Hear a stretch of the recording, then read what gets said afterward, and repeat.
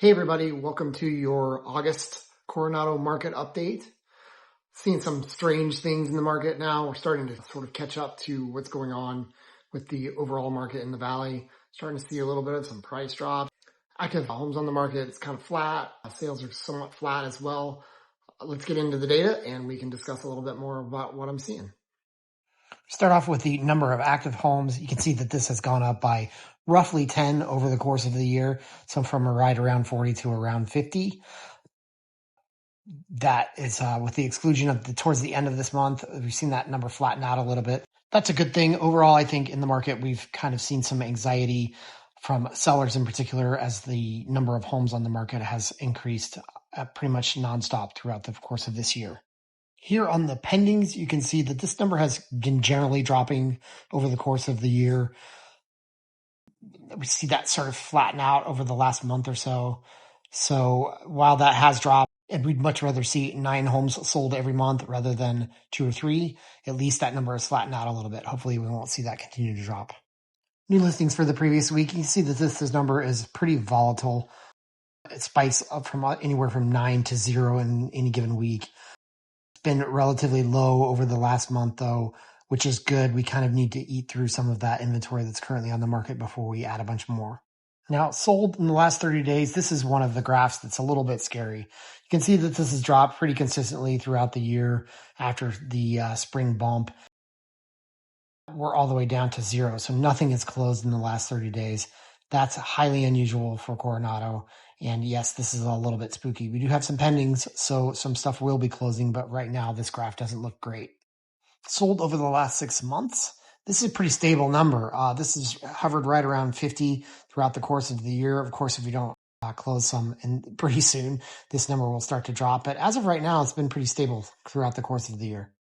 Average price drop. Now, this is the average amount that sellers are dropping their prices. This is both closed and active. As you can see, this number has dropped. So dropping numbers in this particular instance is a good thing.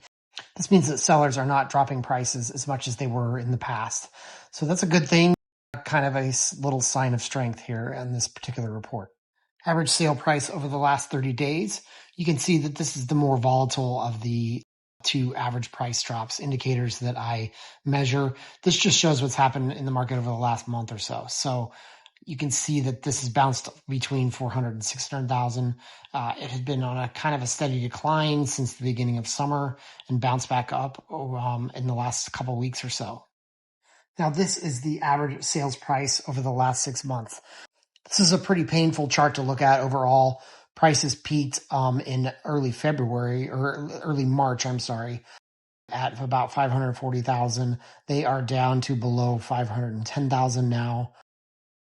It's kind of no end in sight, maybe a little bit of a flattening there in the last couple of weeks, but overall, this is not my favorite chart. That is a drop of roughly 6%, though. That is right in line with kind of what's going on in the market overall. So while it's not a great thing to see, it is not an aberration from what's going on in the valley. There's nothing particularly striking going on in the Coronado neighborhood. Now, this is the caveat for those sagging sales numbers or sale price numbers that we saw in the last graph. This is the closed price per square foot. This has trended up kind of consistently all year.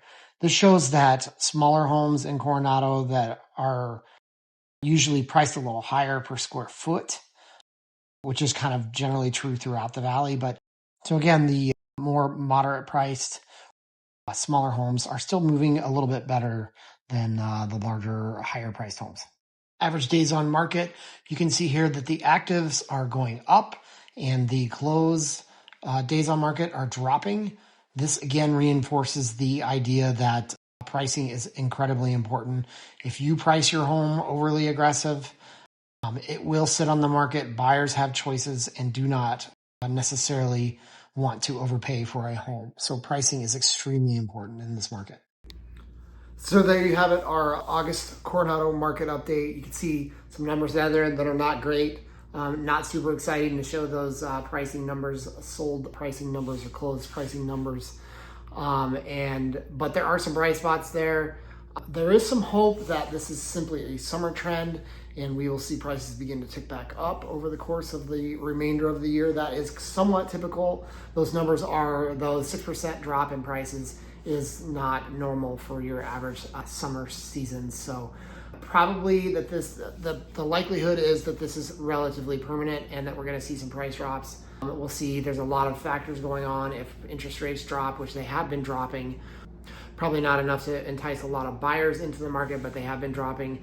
We will see if that trend continues. We might see some buyers come back into the market and see some prices begin to rebound. So please like or subscribe if you're interested in more information. I do home tours in Central Phoenix quite a bit, as well as I do a market update for all of Central Phoenix.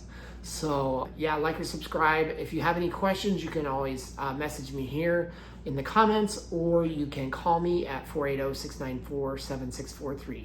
Thanks.